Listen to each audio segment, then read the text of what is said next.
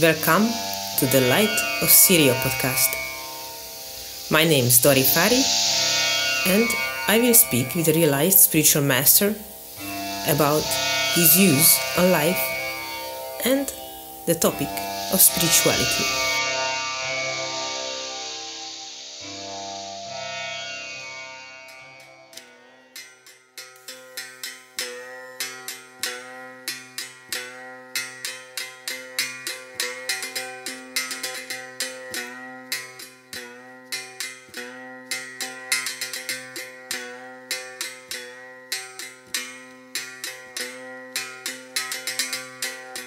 Om Namah Savan Namo.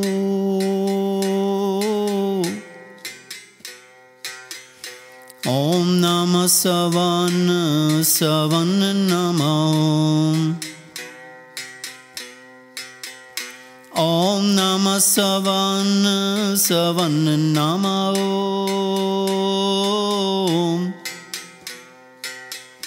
Om Namah Savan Namo. Om Namah Kirpal Namo.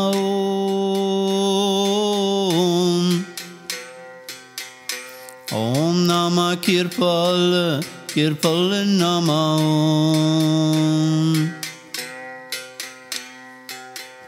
Om Namah Ajaibo Namo.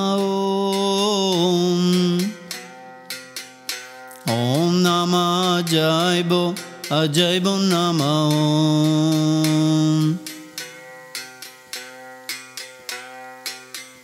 Om Namah Savan Namo.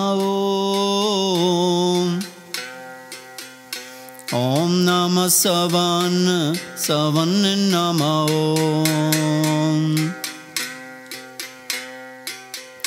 Om Namah Kirpal Namo.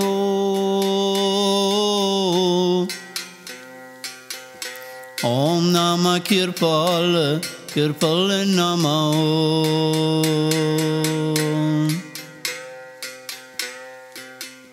Om Namah Ajaibo Namo.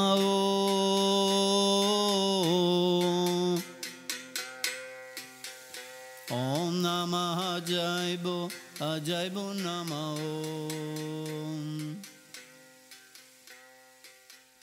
Om Namah Savan Namo. So now we arrived to the 5th episode of season 4 of our podcast. So welcome, dear master, here with me. Thank you for having me. So for today, I brought a very particular topic which I always wanted to ask from you, because there is a phenomenon that keeps surprising me and again over the years. And I'm surprised of a question which I must say people keep asking from you, and most probably also from other spiritual teachers or masters. The reason why I ask the question is not to get the answer for that question. My question is about the question, how come people do ask this question from you, which is for me very surprising, and the great question of successorship, because also it's part of your teachings, part of many spiritual teachings, to be in the living present. So I'm surprised that people tend to ask this question when there is a chance, when they are in your presence, in the living moment, in the presence of the living master, and they ask, Master, and who is going to be your successor? Which surprises me, because if one twists the question, to me it sounds like I could even ask, so when are you going to die? Or something like this. And if I have a master whom I dearly love, so I'm just sharing my thoughts about it, if I have a master whom I dearly love, who is very important for me, then the least thing I would like to know who comes after him. My question is, Master, please, for how long are you going to be here with us? As long as possible and even more. So I was surprised by this, approach or attitude of people. How can you, the question itself, how can you ask somebody a question like this? And how can you ask from your master, from the person who goes there as your master? So I wanted to ask you, how does it feel to you? How is it for you? What do you think about all this? There are several reasons why people are concerned about this topic.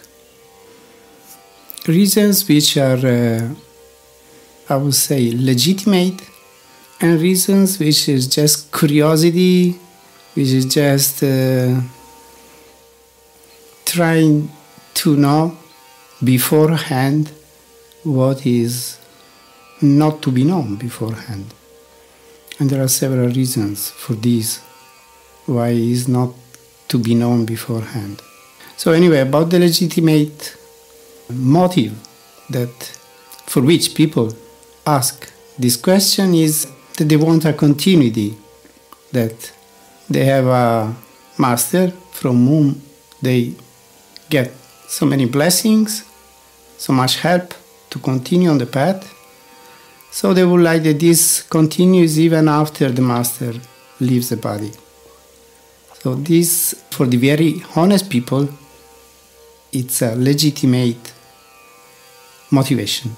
Well, but if I might say something, one of my favorite replies from you, which I ever heard, is that, well, who knows, maybe people who ask this question from me, maybe they will die before me. Yes, we come to that. Now, let me continue, please. This is some motivation. The other, it's curiosity, it's trying to know things which, as I said, are not to be known beforehand. When Master Kirpa was alive, I never thought who would be his successor. I didn't think about, even if when I met him, he was already 80 years old. So means obviously nearing to his death. Yet I don't remember that I wondered who would be his successor. I began wondering if he left a successor once he left the body, because then a successor would be needed. As far as the master was alive, why think about a successor? One thing. Then, as you know, I associated with Sanji for 20 years. I had this long story with him. Well, at some point in time, actually, I felt this need because I was his representative. I was concerned that I would not mislead anybody. I thought to be in a position in which I could influence the life of people. So I thought that I wanted to have something from his person directly about this topic. So once I asked him about this, also the reason because I asked him about this, it was because, as I've been saying many times, right from the very first time I meditated with Master Kirpal, I had this revelation that I would become a master one day. This kept growing and growing inside of me. From so many sides I was shown that this was going to be my destiny. So also because of this I thought of asking him. But of course, you couldn't talk with Sanji, at least me, and Western people who didn't speak Punjabi or Hindi couldn't talk with Sanji directly. There was always a translator to translate what you said and what he said. When I asked him this, he just looked at me and he said, "You just don't worry. When I will be gone, you will know who is going to continue my work." So he couldn't say to me, "You will continue my work," but he said, "You will know." So actually, he already knew. That's the point. So this is about me. What I see nowadays, yes, is this curiosity of people that since many years already, I mean, when I began this work, I saw people begin wondering who was going to be my successor. Yes, that's what I meant actually, that I keep witnessing it for years and years and years. Yeah. This was kind of funny, kind of stupid, kind of surprising. Why do you wonder who is going to be my successor? I'm still young and I just beginning this my work. So there is no question. That's just stupid curiosity, I would say. So, people who wonder about this and they keep insisting about this topic and talking in any possible circumstance and situation with other satsangis about who is going to be the master successor, I would say that you better stop doing it. It's not necessary. It's not a sign of wisdom. It's not a sign of really loving your master. Because, as you said, if you love your master, you don't think about his death. Because thinking about a successor, by the way, is thinking about his death. Well, honestly, I can share my feelings that when I hear people asking this, I feel horrible, not just terrible, but so bad that I can't tell you. Like, I feel like a personal offense, like a pain into my body, like this. So anyway, and sometimes people ask me also, even recently I was asked by a person, will there be a successor when you leave the body? So to this person I said, well, don't worry about it. Most probably there will be a successor. But you don't worry about it because I'm still here in my body and I'm still fine and fit and I can still go on for, I think, a number of years. So don't worry about it. When the time comes, things will be known. So that's how it is, really. I mean, it's not something about which you have to, put so much attention. You just pay attention to what you are experiencing with your master, the story that you have with him, and just hope that will continue as much as possible. Because there is another thing, successor. I mean, is the successor going to be like your master? The one you love, with whom you feel a very strong affinity, with whom you have this very deep inner contact? Are you sure that even if there will be a successor, you are going to have this kind of link with this successor? That's not a guarantee. Most of the time in big missions, masters that leave a successor, this successor might be liked or not liked by the follower of that previous master of that mission. But they have to accept it, him or her, whatever it is, because the master has said that this person will continue my work. But maybe most of the people, this is what I have seen again and again, do not feel the same connection with what was going to be the successor as they had it with their master. So they have to accept the person because maybe the master has left a will in his favor, a testament, but they don't have the same connection. I understand that such a relationship with a master with whom you don't have a deep connection that really awakens inside of you the spirit and renews you, help you progress, then better you don't have it. That's my observation over the years. I've seen successorship with Master Kirpal, how it happened. There were a number of people who picked up his role as a master after he died. And I went to see all these people, almost all of them. But with most of them, I didn't feel any connection. I saw that they were special people, yes. But as far as my connection with them was concerned, as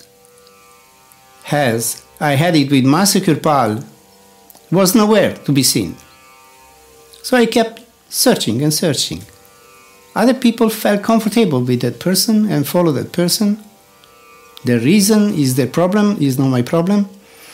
But I didn't feel connected to them. So I kept looking until I met Ajaib Singh, and with him I felt the same kind of love, intensity, the same kind of inner connection by which you really awake inside of me this divine power of God, this divine perception of God. So that's why I stayed with him for 20 years. I was not obliged to stay with him. I could have kept looking for others. But I stayed with him because there is where I found this connection. Yes, but I also remember the previous seasons of the podcast as you described how you went to look for a new master and how you gave chance to all of these people whom you mentioned now, that you really tried with all of them in an honest way. Yes.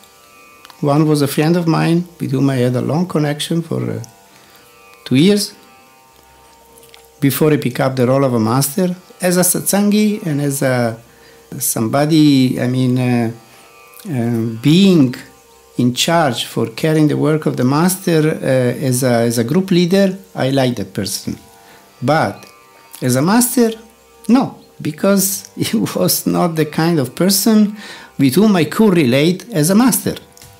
Then I went to see others in India, and with them also, I didn't feel the same kind of connection I felt with my master, with Master Kirpal. The only person with whom I felt this deep kind of connection doesn't mean it was the same as with Master Kirpal. As far as the objective side is concerned, the outside aspect of the work, it was completely different. But the inner link, which I felt with Master Kirpal, I also felt it with him. And it really awoke inside of me this divine perception and this upliftment of consciousness, which is what is important in the connection with the master. So it's not so much the way the master talks, his personal, let's say, way of exposing or giving out the teachings, which it's important, but it's not the very important aspect. That can be there. I mean, this liking the way the master gives out the teachings, or cannot be there, or can be in several percentage. As you say in Satsang that that 1/3 of the teachings come through words and other means, books and stuff, and 2/3 of the teachings come through the eyes, which I mean beyond words, that inner link which you mentioned. But I also think that often people find it difficult to relate with somebody who was already part of the Sangat before, because they knew that person from before, and everything, as we could see in your case, that it's a process of growing, because it's not that we are born perfect, but we have to make progress and inner work. And then sometimes when we know something or somebody in a way, then maybe we don't notice the changes. It's just like I often mention examples from motherhood, as I have a son, but also as I look at my son, now he's 15 years old, and as he grows up, I remember so sharp when he was small and how he was, and it's very difficult even for me as a mother to grasp this kind of shift which already has happened in him. And I have to keep reminding myself that he is like a different person now. Before he was just a child and he had tendencies, but now he is what he is.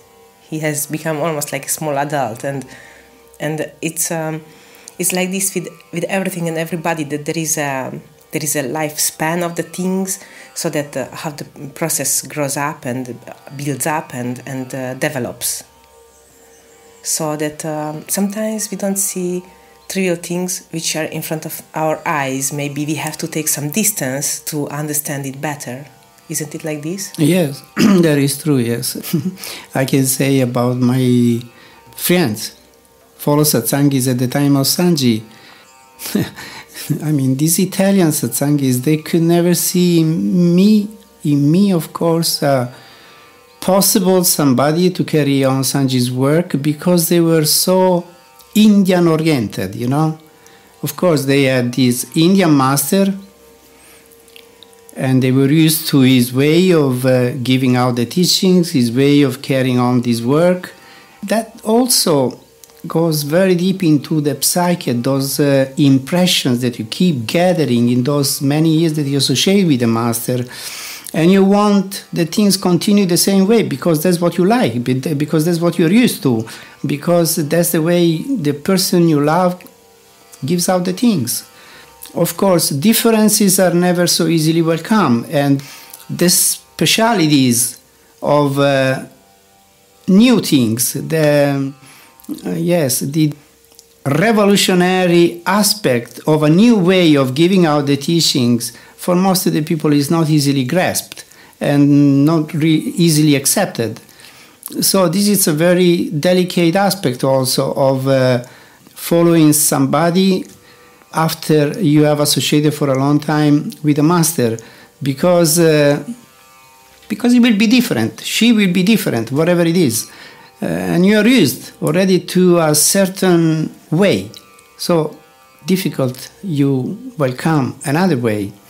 So of course, all these Sanji's followers, they were sure and waiting for a successor that would come from India and not from anywhere else. So when I began giving initiation after Sanji left the body, what they said mostly was, "You're not Indian, you cannot be a master." Interesting.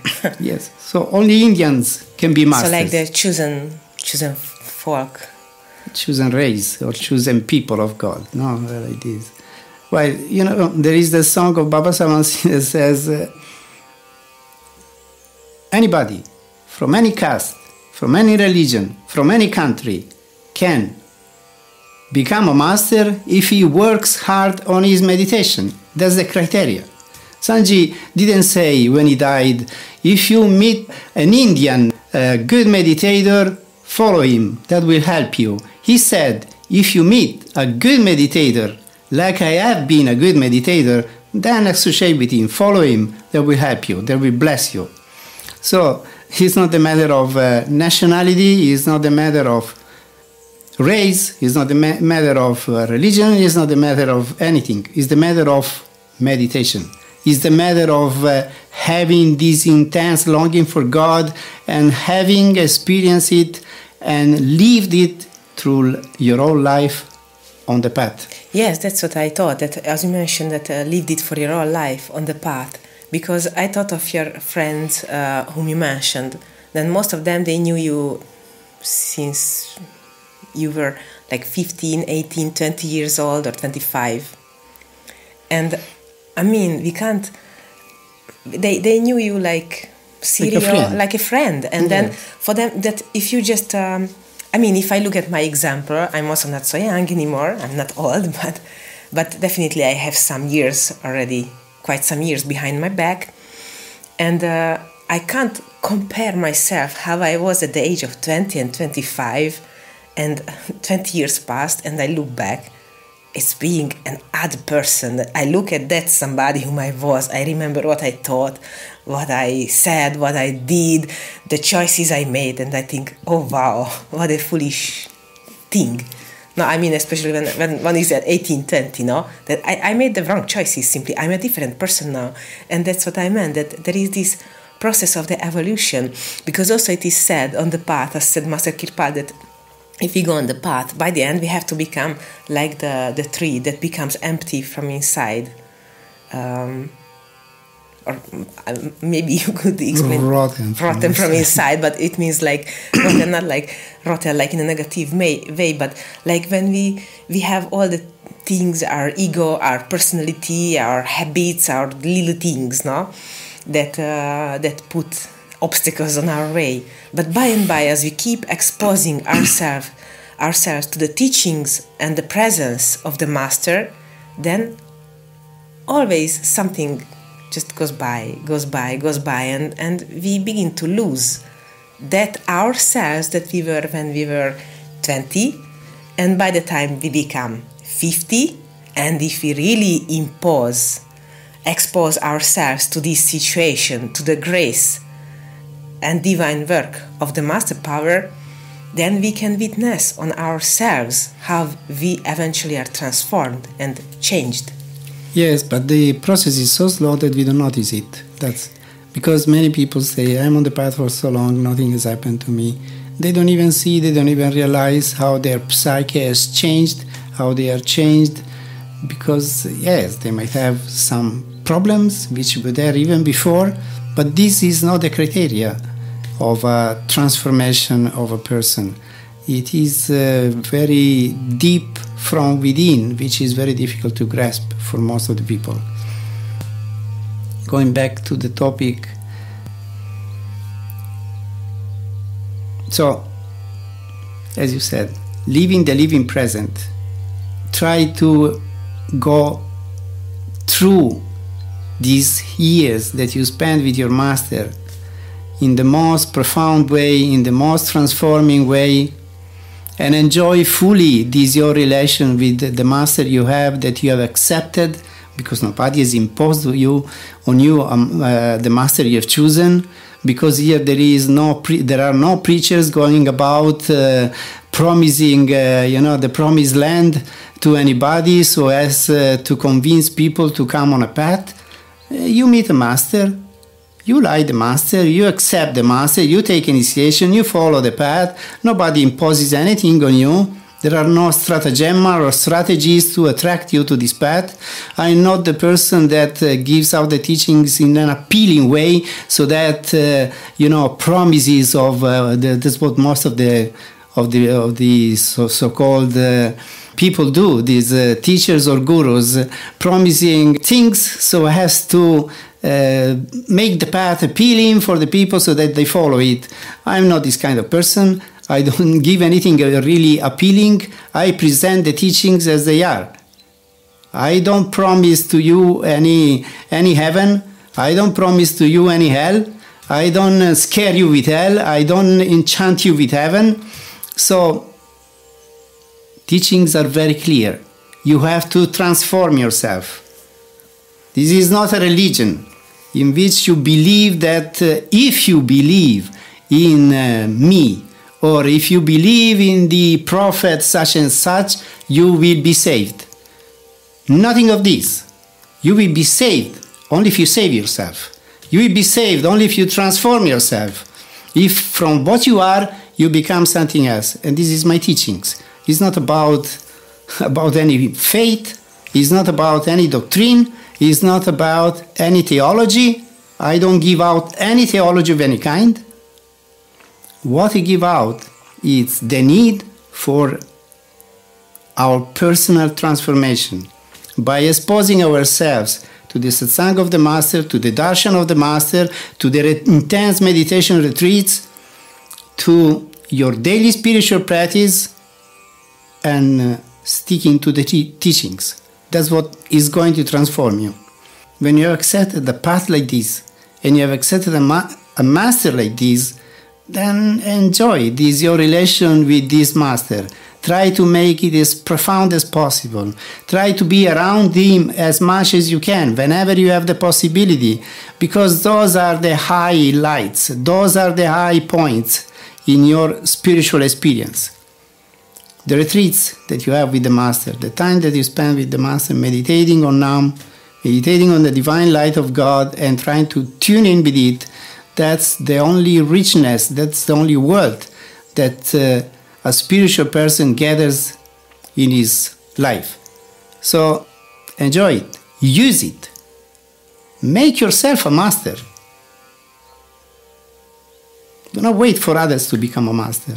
Try to live the teachings in such a way that you become a master yourself. So don't wait for a successor. You wait for you to manifest the divine within yourself. Then whether you become a master or don't become a master, that's not important. Because what is important here is to realize God, to realize the best side of ourselves that we can. There may be satsangis on the path. I've seen, both with Master Kirpal and with Sanji, there were excellent satsangis who were maybe as enlightened as he was, but they didn't become a master. So becoming a master is not a necessary something. Well, it's a destiny. Yeah, you are chosen for that work because you have certain characteristics in your psyche, in your way of being that can be used for you to teach. But realizing God, it doesn't mean that you necessarily become a master. You may realize God and enjoy it. Enjoy your realization. If God wants to use you, He will create situations in which you will be compelled by any means to do the work. And if you're not chosen for this, you thank God, because this is troubles. Being a master is troubles because, it's like parents. They have a child and they have to go through so many things to bring up this child. They have to sacrifice so much to bring up this child properly. So the same is with the master. He has children, spiritual children. He has to give out so much of his well-being, of his peace, of his tranquility to have these people grow. So don't look for becoming a master. Become a master only if God compels you to become a master. I always refuse it. For years and years, although I knew that this was my destiny, I always refused it up to the end. Only when at some point I was really compelled because of inner direction that eventually I said, yes, okay, I do it. Well, like also I don't exactly know how it was said, but I heard it being said that Sanji said at some point that if I knew that I had to do this, like pick up the role of the master, I wouldn't have meditated all this much, just have gone in the other direction. He said it many times, and I heard it myself personally many times during Satsang telling, if I had known that by doing all the meditation I've done, I would have to do this work, I would have never meditated.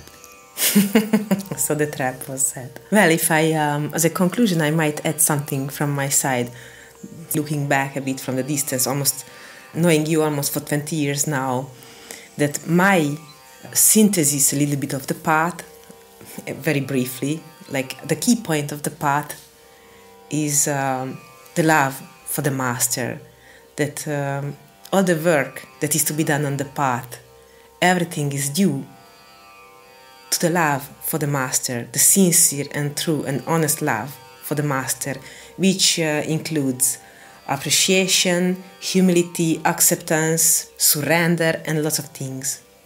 Because this is an unconditional love which we receive from the master. And in a lucky case, we can be the mirrors and reflect that back to the master. And in my humble understanding, this is what makes the path work. So why I wanted to ask you this now, which I asked, because I mean, if I love the master, as you said, I don't care about any successor because I love that master, I love him, I look at him and with all my attention. And so firstly, there is the love for the master. Secondly, then there are the teachings of the master, which very much inhold the living presence. So, I mean, if I ask such a question from the master, maybe I think to love the master, but maybe I don't. Would I ask my mother, when are you going to die? I would feel terrible to ask this from my mother. I would never ask this, not from my mother, not from my father. I wouldn't even think. I just wish in my head that they stay with me as long as they feel good and fine and they can be happy with me and me with them. So that's true love. And secondly, the teachings. If I chose a master, I take initiation, I follow the teachings of the master, then you clearly say, be in the living present. Don't project yourself into any possible future. Then I want to be in the living present. Even now in this moment, I am sitting in front of you, I'm looking into your eyes. I am in this living present just with you, connected to you in 100% way. So, thirdly, then, what are we doing here then? We love a master, we take initiation, we follow a path, we follow the teachings. And still if we have a question like this, then where is our trust? I never have any inch of doubt of anything because it is said in so many ways, with so many words by so many masters of this path and also by you, that don't worry. That if one goes to the shelter, to the shadow of the master, and the more you expose yourself to the situation, the more you will be taken care. So why do we worry about a successor if we are taken care? Where is our trust in our master? Where is our trust? So thank you very much, dear master, to explaining all these things to us. I think it was very interesting. I hope it was interesting like this for everyone who listens to the podcast. And then if you like this episode, then you're most welcome to leave a comment underneath. And next episode, as always, comes after 2 weeks, and now we can enjoy a relaxing mantra sang by Master Sirio and just try to listen to it, relax. And if you like it and if you want more of it, remember that you can always listen to the Daily Guidance Meditation podcast, where there is also mantra and guidance into meditation. And for any questions or whatever you would like to say, ask, then there is the siriopodcast@gmail.com. So God bless you all. Thank you, dear Master, for being here. You're welcome. Om Namah Savana Savana Namah Om Namah Savana Savana Namah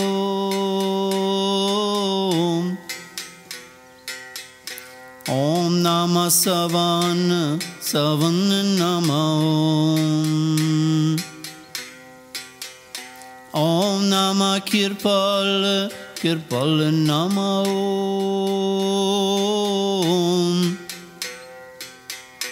Om Namah Kirpal Kirpal Namah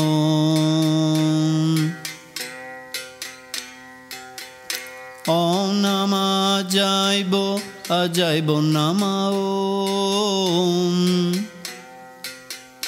Om Namah Ajaibo Ajaibo Namah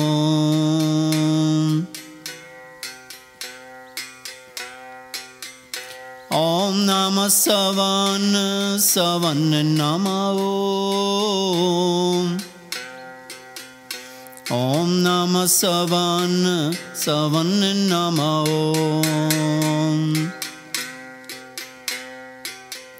Om Namah Kirpal Kirpal Namah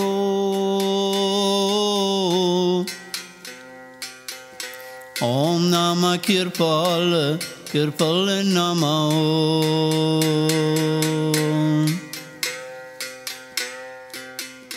Om Namah Ajaibo Ajaibo Namah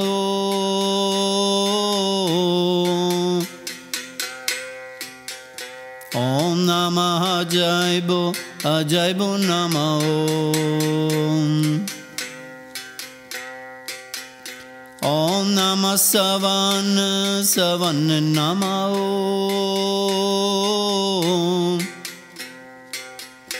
Om Namah Savana Savana Namah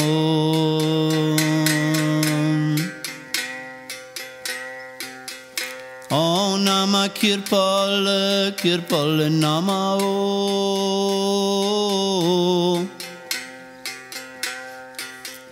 Om Namah Kirpal Kirpal Namah Om Namah Ajaibo Ajaibo Namah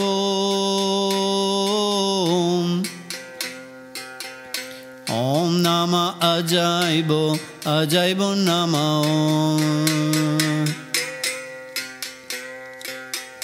Om Namah Savana Savana Namah Om Namah Savana Savana Namah Om Namah Kirpal Kirpal Namah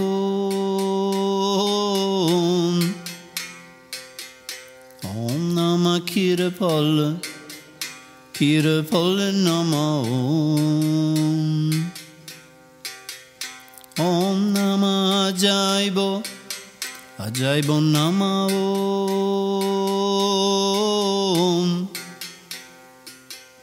Om Namah Ajaibo Ajaibo Namah